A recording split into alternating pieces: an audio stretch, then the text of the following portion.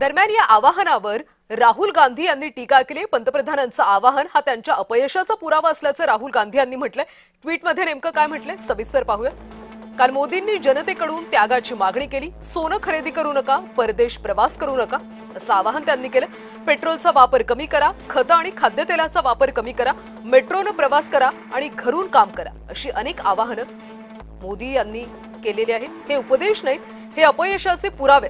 12 वर्षात त्यांनी देशाला अशा टप्प्यावर आणलंय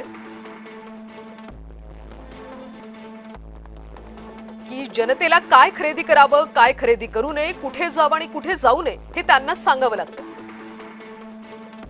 प्रत्येक वेळी जबाबदारीतून सुटका करून घेण्यासाठी ते जबाबदारी जनतेवर ढकलतात।